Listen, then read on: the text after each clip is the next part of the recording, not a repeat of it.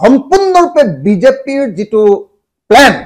বিজেপিৰ যিটো নেৰেটিভ, বিজেপিৰ 2026 চনৰ যিটো শ্লোগান, সেই শ্লোগানটো তৈয়াৰ কৰাৰ কামত নিজকে নিয়োজিত কৰিছে। আৰু সকলোৱে জানে যে লুম্পেন কেৰেক্টাৰে নিজে ইনকাম কৰিব নোৱাৰে, এনেকুৱা ধৰণৰ 2 নম্বৰী কাম কৰিয়ে সদায় ইনকাম কৰে।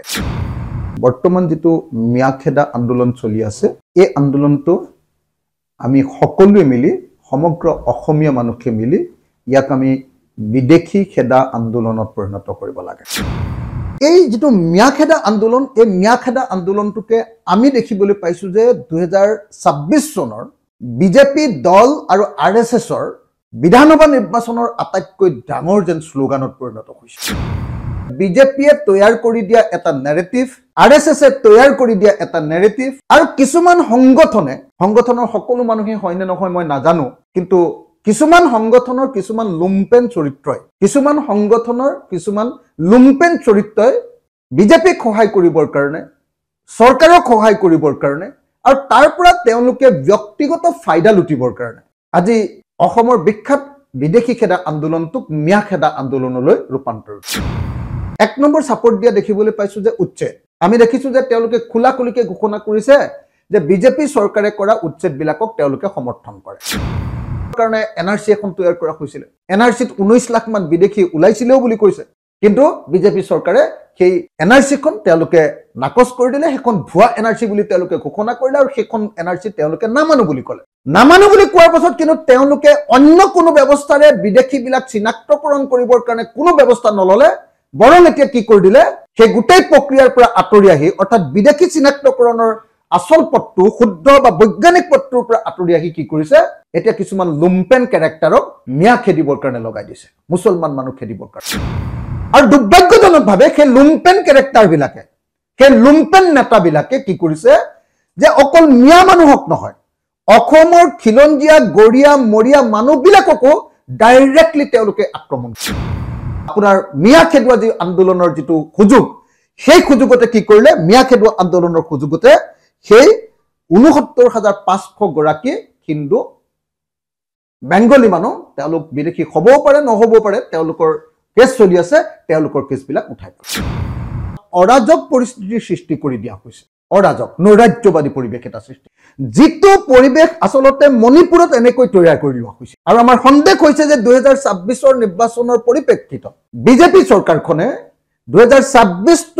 মণিপুৰ মডেলত পৰিণত কৰিবৰ কাৰণে, মণিপুৰৰ সংঘাত আৰু সংঘৰ্ষক অসমত মডেল ৰূপে প্ৰতিষ্ঠা কৰিবৰ কাৰণে এতিয়া এই মিয়াখেদা আন্দোলনটোক তেওঁলোকে স্পন্সৰ কৰিছে বা পৃষ্ঠপোষকতা কৰিছে। সংবিধানখনক সম্পূৰ্ণৰূপে নচ্ছাত কৰি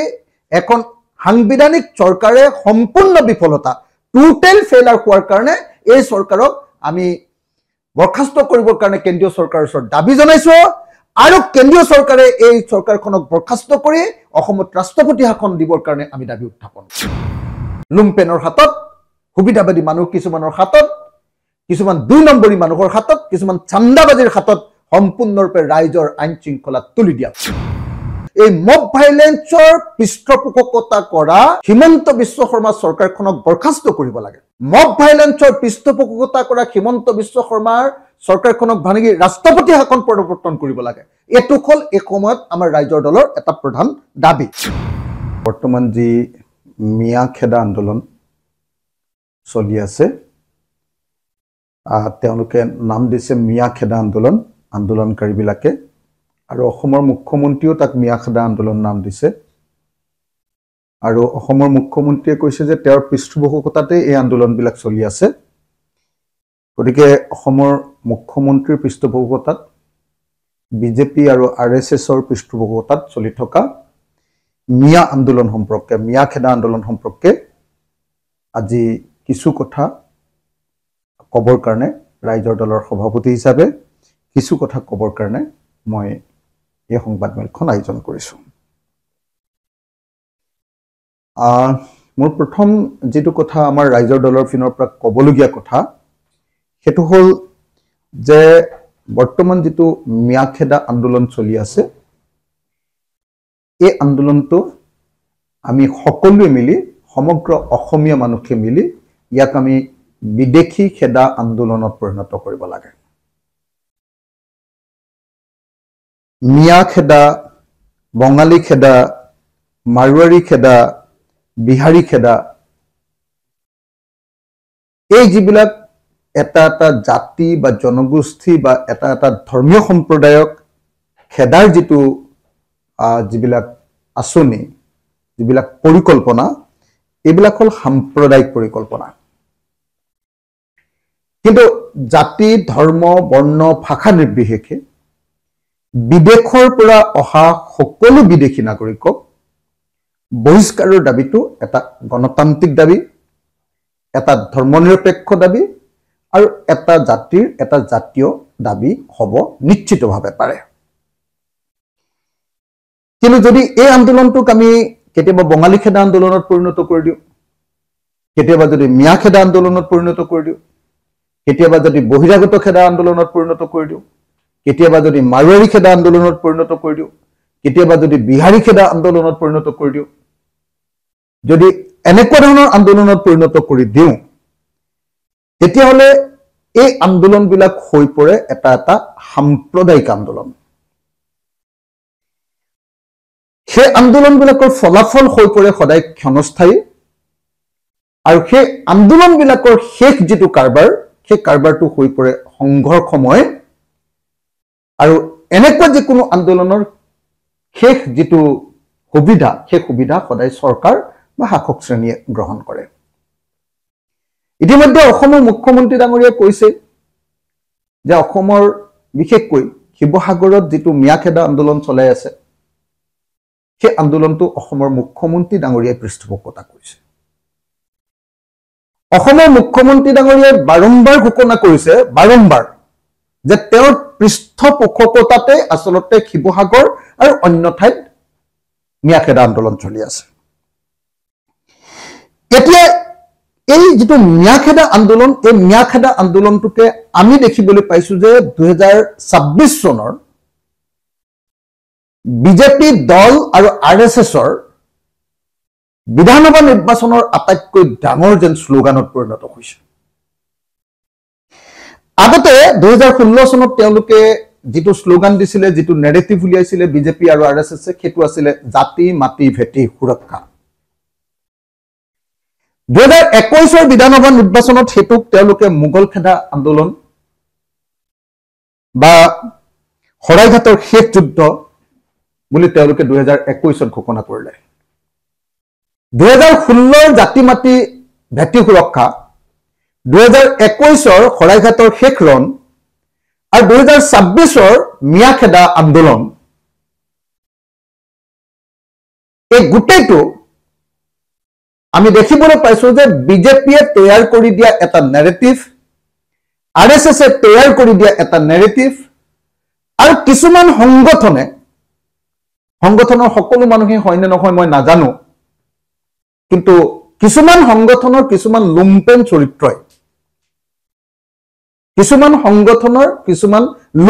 চৰিত্ৰই, বিজেপিক সহায় কৰিবৰ কাৰণে,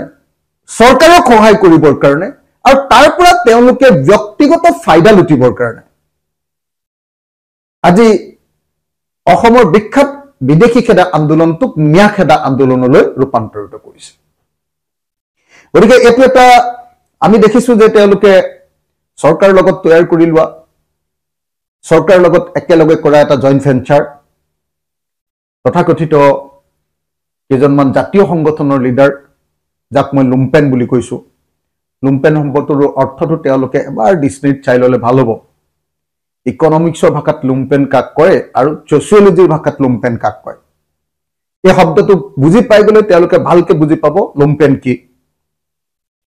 কিছুমান লুম্পেন চৰিত্ৰৰ নেতাই কি কৰিছে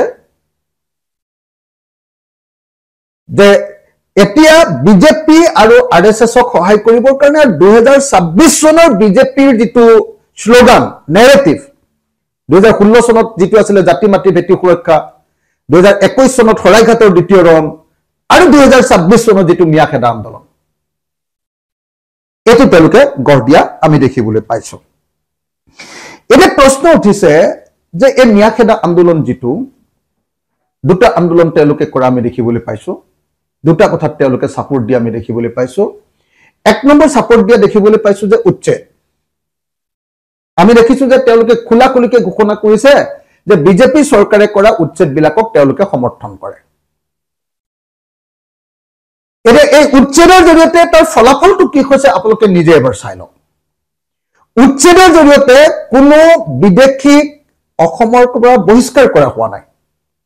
উচ্ছেদৰ জৰিয়তে কোনোবা এজন মানুহক নিজৰ ঘৰটো ভাঙি দিয়া হৈছে তাৰ পিছত 1 কিলোমিটাৰ দূৰলৈ খেদি দিয়া হৈছে 10 কিলোমিটাৰ দূৰলৈ খেদি দিয়া হৈছে নিজৰ ডিস্ট্ৰিক্টৰ ভিতৰতে অকমান আতৰাই দিয়া হৈছে বা এখন ডিস্ট্ৰিক্টৰ পৰা আন এখন ডিস্ট্ৰিক্টলৈ তেওঁলোকক আতৰাই দিয়া হৈছে গতিকে এটোটো প্ৰমাণিত হয় যে ঘৰ ভঙা বা উচ্ছেদ নামৰ যেটো এজেন্ডা বিজেপি চৰকাৰে লৈছে সেই এজেন্ডাটোৱে কোনো পদ্ধতি কেতিয়াও আসলতে বিদেশী বহিষ্কাৰ কৰাৰ যেটো মূল লক্ষ্য সেই লক্ষ্যটো কেতিয়াও পূৰণ কৰিব নোৱাৰে এটা মূল প্ৰশ্নটো হ'ল যে সেই উচ্ছেদ কৰা মানুহবিলাক কলৈ গ'ল সেই উচ্ছেদ কৰা মানুহবিলাকে কি কৰি আছে সেই উচ্ছেদিত মানুহবিলাকক এতিয়া চৰকাৰে মাটি আৰু ক্ষতিপূৰণ কিয় দি আছে যদিহে তেওঁলোক বিদেশী এই মূল প্ৰশ্নটো তেওঁলোকে এবাৰ ভাবি চালে সেই আন্দোলনকাৰীবিলাকে বুজিব যে এই উচ্ছেদ নামৰ যেটো কাম কৰিছে হেতু বেলেগ একো নহয় 2026 ৰ কাৰণে মিয়াখেদা আন্দোলনৰ পৃষ্ঠভূমি ৰচনা কৰিবৰ কাৰণে বিজেপি চৰকাৰে এই কাম কৰিছে বিজেপিয়ে 2016 আগতে 2014 চনত এমপি ইলেকশ্যনৰ সময়ত আপোনালোক সকলোৱে জানে যে 2016 চনত প্ৰধানমন্ত্ৰী প্ৰাৰ্থী নৰেন্দ্ৰ মোদী ডাঙৰীয়াই কৈছিল যে 2014 চনৰ 16 মে তাৰিখৰ পৰা সকলো বিদেশীয়ে তালি টুপুলা ভাগি পলাব লাগিব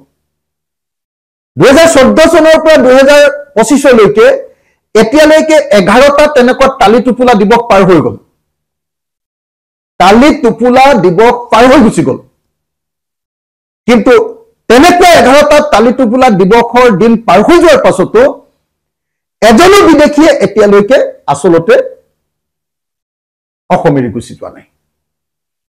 গতিকে তেওঁলোকৰ বিদেশী খেদাৰ যেটো শ্লোগান সেই শ্লোগানটো সম্পূৰ্ণৰূপে ব্যৰ্থ হৈছে আনহাতে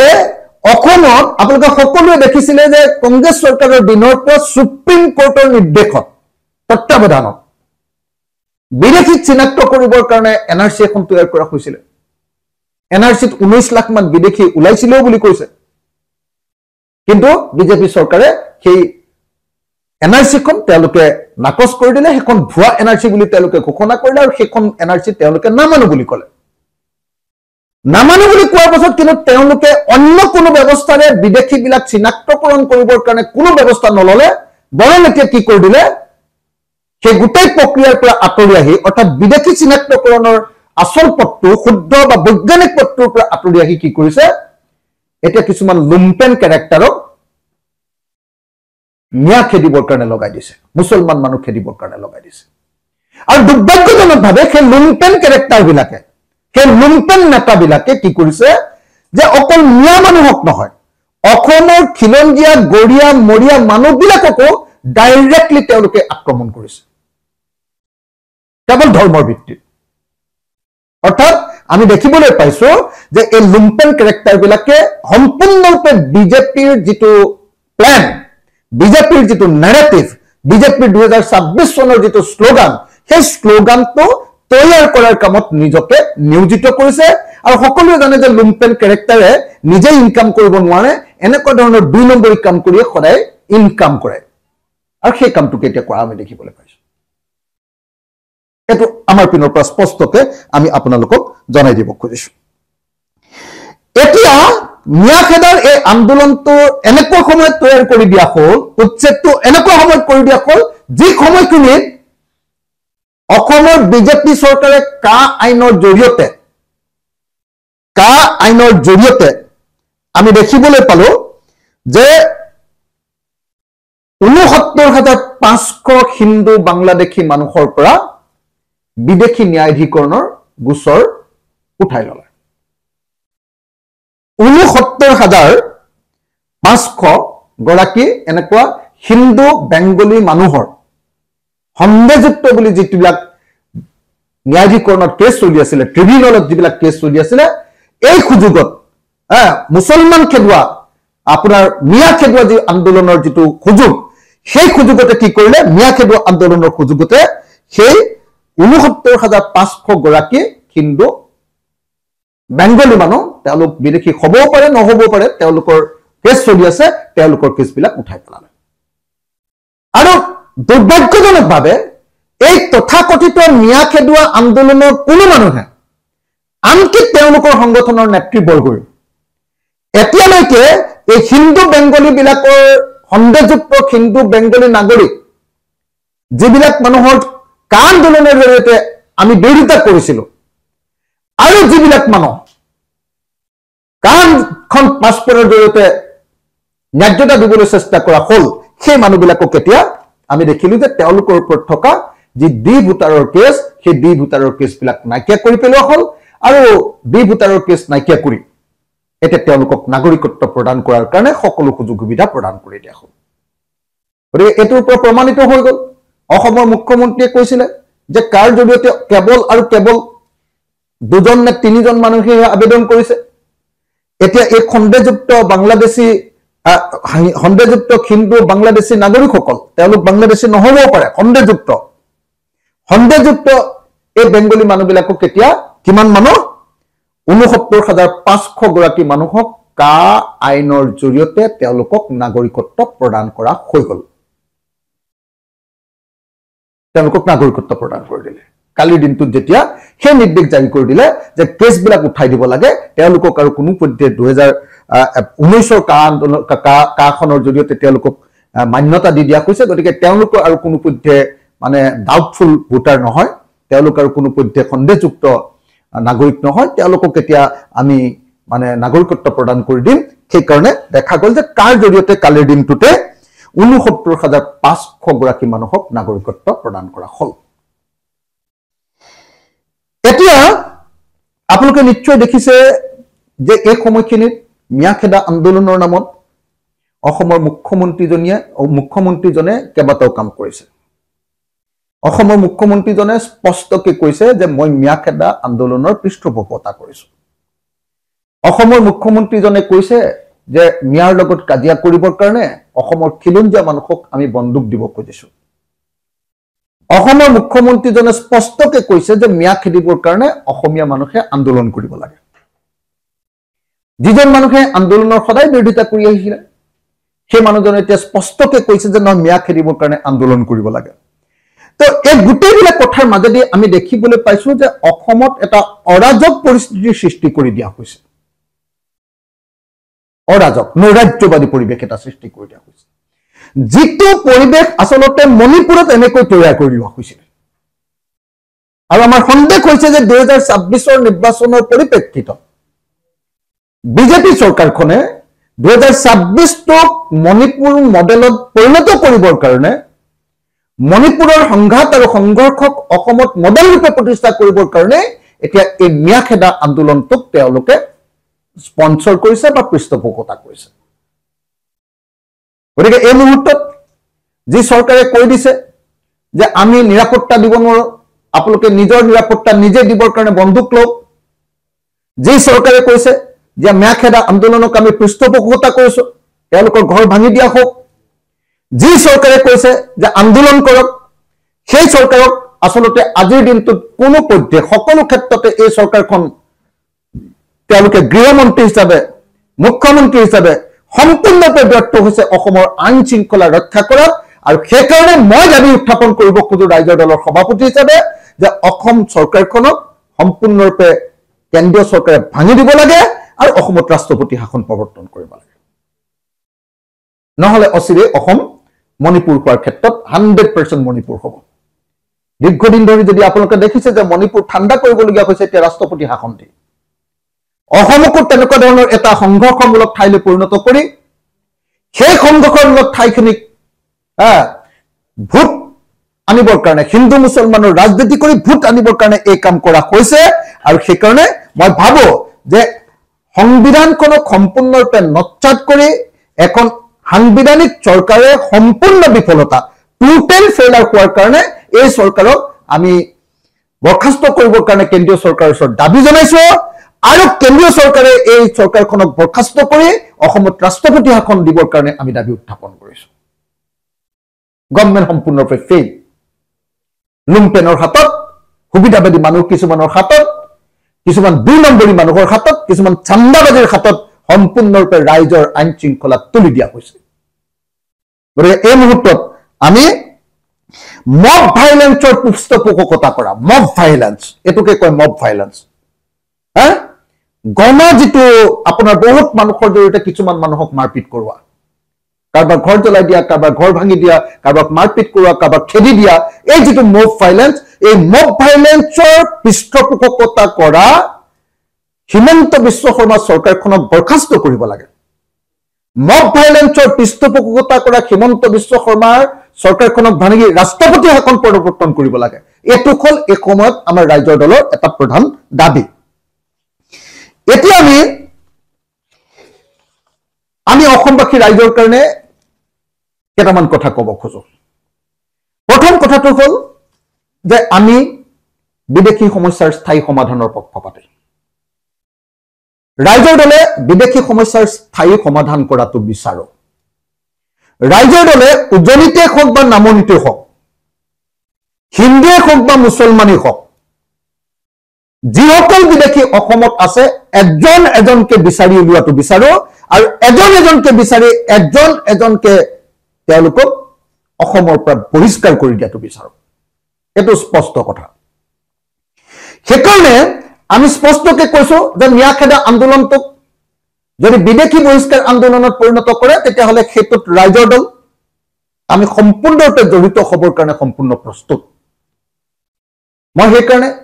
যিসকল সংগঠনে সঁচাসঁচিকে অসমৰ পৰা বিদেশী নাইকিয়া কৰিব খোজে অকল ধৰ্মৰ ভিত্তিত উন্মাদনাৰ সৃষ্টি কৰিব নোখোজে আৰএছএছ আৰু বিজেপিৰ এজেন্ডাত যিসকল নাই মই তেখেতসকলৰ প্ৰতি বিনম্ৰভাৱে আহ্বান জনাইছো যে আহক আমি সকলো অসমীয়াই মিলে সকলো অসমীয়া যিজন অসমীয়াই বিদেশী খেলিব নোখোজে তেওঁ প্ৰকৃত অসমীয়া হ'ব নোৱাৰে আমি বিদেশী খেলাৰ পক্ষত কিন্তু বিদেশী খেলাৰ নামত বিজেপিৰ এজেন্ডা কাৰ্যকৰীকৰণৰ পক্ষত আমি নহয় 2026 চনত বিজেপিক নিৰ্বাচনী বৰ্তৰণি পাৰ কৰি দিয়া ঠিকা লোৱা মানুহৰ পক্ষত আমি নহয় কিন্তু আমি বিদেশী খেলাৰ সম্পূৰ্ণৰূপে পক্ষত আৰু বিদেশী খেলিবৰ কাৰণে আপোনালোকে যদি জাতি ধৰ্ম বৰ্ণ ভাষা নিৰ্বিশেষে সঁচাকে বিদেশীক আপোনালোকে খেলিব খোজে তেতিয়াহলে ডেফিনেটলি আমি ৰাইজৰ দলে আপোনালোকক পূৰ্ণ সহযোগিতা কৰিম আৰু অচিৰে অসমত এই বিদেশী খেদা আন্দোলন এই বিদেশী খেদাৰ প্ৰশ্নটোক লৈ অচিৰে ৰাইজৰ দলে অসমত কেইদিনমানৰ ভিতৰতে এটা জাতীয় জাগৰণ যাত্ৰা আৰম্ভ কৰিম প্ৰত্যেক ধৰ্ম প্ৰত্যেক বৰ্ণৰ সকলো বিদেশী 1971 চনৰ 25 মাৰ্চৰ পৰা অসমত থকা 24 মাৰ্চৰ পাছত 25 মাৰ্চৰ পৰা থকা অসমৰ সকলো বিদেশীকে অসমৰ পৰা বহিষ্কাৰ এই দাবীত আমি ৰাইজৰ দলে অতি সোনকালে এটা বিদেশী খেদা আন্দোলন আৰম্ভ কৰিম বিদেশী খেদা আন্দোলনৰ পোষকতা কৰিম আৰু তাৰ কাৰণে অসমৰ সকলো ঠাইলৈকে গৈ আমি এটা যাত্ৰা কৰি অসমৰ গাঁৱে ভূঞে বিদেশী খেদা আন্দোলনটোৰ আৰম্ভণি কৰিবৰ কাৰণে সকলোকে আহ্বান জনাম আমাৰ এই বিদেশী খেদা আন্দোলনটোত আমি 5টা মূল বস্তু লৈছো 5টা মূল দাবী যেটো আমাৰ যাক আমি জাতীয় জাগৰণ যাত্ৰা বুলি কৈছো সেই জাতীয় জাগৰণ যাত্ৰাৰ মূল ইস্যু 5টা 1 নম্বৰ এখন শুদ্ধ এনআৰসি সম্পূৰ্ণৰূপে প্ৰস্তুত কৰা আৰু সেই শুদ্ধ এনআৰসিৰ ভিত্তিত এজনকৈ বিদেশী নাগৰিকক বহিষ্কাৰ কৰা প্ৰথমতে এনআৰসি খন কমপ্লিট কৰা হ'ব কমপ্লিট কৰিব লাগিব চৰকাৰে কমপ্লিট কৰি যিবিলাক 1971 চনৰ 25 মাৰ্চৰ আগতে আহিছে সকলো অসমীয়া মানুহক অসমীয়া বুলি এখন আইডেন্টিটি কাৰ্ড দি দিয়া হোক অসমীয়া বুলি এখন আইডেন্টিটি কাৰ্ড দি দিয়া হোক অসমীয়া আৰু 1971 চনৰ 25 মাৰ্চৰ পৰা অসমলৈ অহা যিবিলাক মানুহ আমি পাম তেওঁলোকক আইডেন্টিটি কাৰ্ড দিয়া নহওক আৰু আইডেন্টিটি কাৰ্ড যি যাৰ নাই তেওঁলোকে অসমৰ পৰা বহিষ্কাৰ হ'ব লাগে তেতিয়াহ'লে সকলোৰে কাৰণে একদম ফটফটীয়া হৈ যাব এনআৰচিত প্ৰমাণিত হ'ব যে 71 চনৰ আগত অহা নে নহা সেইটো কমপ্লিট কৰি দিব 71 চনৰ আগতে অহাবিলাকক অসমীয়া নামৰ এখন পৰিচয় পত্ৰ দি দিব গতিকে সেইখন যাৰ হাতত থাকিব তেওঁ খেদা নাখায় অসম চৰকাৰ ভাৰত চৰকাৰৰ পৰা এখন দি দিব আৰু যাৰ হাতত সেইখন নাথাকিব তেওঁ অসম এৰি গুচি যাব লাগিব তেতিয়াহ'লে কি হ'ব তেতিয়াহ'লে আমাৰ মাজত অসমীয়া মানুহৰ মাজত বিভাজন কৰি ধৰ্ম আৰু ধৰ্মৰ মাজত কাজিয়া লগায় হিন্দু মুছলমানৰ লগত কাজিয়া লগায় গৰিয়া আৰু অসমৰ খিলঞ্জীয়া মানুহৰ লগত কাজিয়া লগায় মিয়া মানুহ মুছলমান মানুহ আৰু অন্যান্য জনগোষ্ঠীৰ মানুহৰ মাজত কাজিয়া লগায় এই যেটো বিজেপিয়ে যেটো এটা অৰাজক পৰিস্থিতিৰ সৃষ্টি কৰিবলৈ লৈছে এটো নাকিয়া হৈ যাব আৰু বিজেপিয়ে ইয়াৰ লগতে বাংলাদেশী যিবিলাক হিন্দু বাংলাদেশী বিলাকক সুৰক্ষিত কৰিবৰ কাৰণে প্ৰচেষ্টা কৰিছে সেইটো বানচাল হৈ যাব সেইটো নাকচ হৈ যাব গতিকে আমাৰ প্ৰথম আৰু প্ৰধান যেটো আমাৰ জাতীয় জাগৰণ যাত্ৰা সেই জাতীয় জাগৰণ যাত্ৰাৰ বা বিদেশী খেদা আন্দোলনৰ আমাৰ প্ৰথম বা অসমক সুৰক্ষিত কৰা আন্দোলনৰ আমাৰ প্ৰথম আৰু প্ৰধান দাবীটো হ'ব শুদ্ধ এখন এনআৰচি প্ৰস্তুত কৰা প্ৰত্যেকজন অসমীয়া মানুহক এখন আইডেন্টিটি কাৰ্ড দি দিয়া আৰু যাৰ আইডেন্টিটি কাৰ্ড নাথাকিব তেওঁলোকক অসমৰ পৰা বহিষ্কাৰ কৰিবৰ কাৰণে ব্যৱস্থা গ্ৰহণ কৰা নাম্বাৰ 1 নাম্বাৰ 2 অসমীয়া মানুহক সঁচাকে সুৰক্ষিত যদি কৰিব লাগে তেতিয়াহ'লে অসমৰ 6 জনগোষ্ঠী মৰাণ মটক আহোম চাহ জনগোষ্ঠী চুতীয়া আৰু কোচ ৰাজবংশী এই 6টা জনগোষ্ঠী আৰু লগতে কলিতাসকলেও জনজাতিকৰণ বিচাৰি আছে আৰু লগতে নাথ আৰু যোগীসকল নাথ যোগী কলিতা আহোম চুতীয়া মৰাণ মটক কোচ ৰাজবংশী আৰু আদিবাসী চাহ জনগোষ্ঠী এই 8টা জনগোষ্ঠীক অসমক জনজাতিকৰণ কৰি দিয়া হোক আৰু জনজাতিকৰণ কৰি অসমক জনজাতি ৰাজ্য ৰূপে ঘোষণা কৰি দিয়া হোক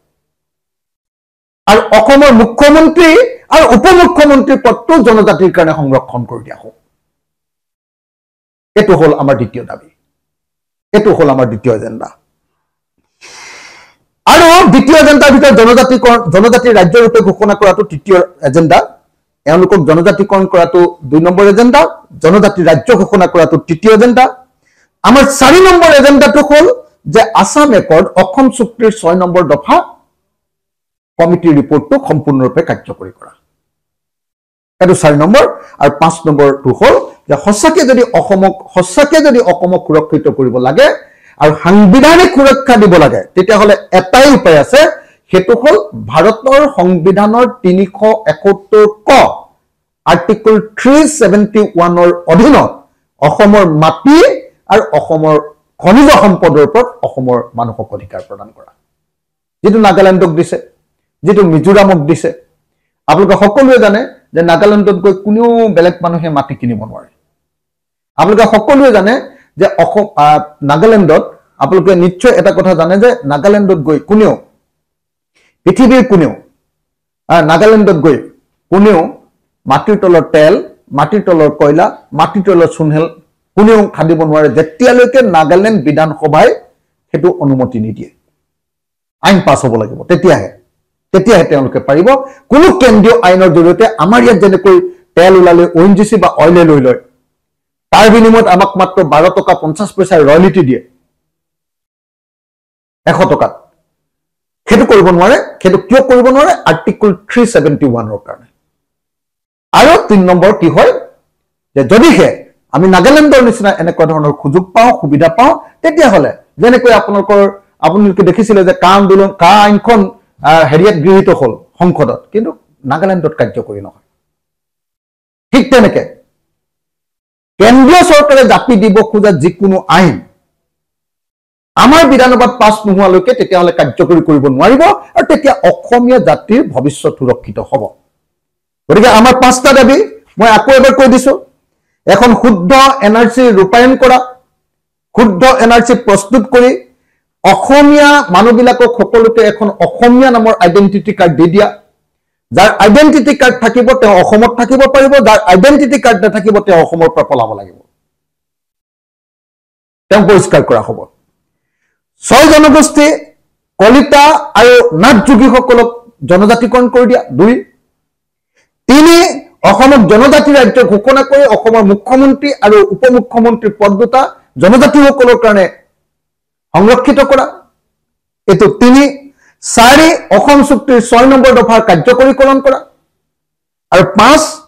ভাৰতৰ সংবিধানৰ 371 ক 371 আৰ্টিকল অনুসৰি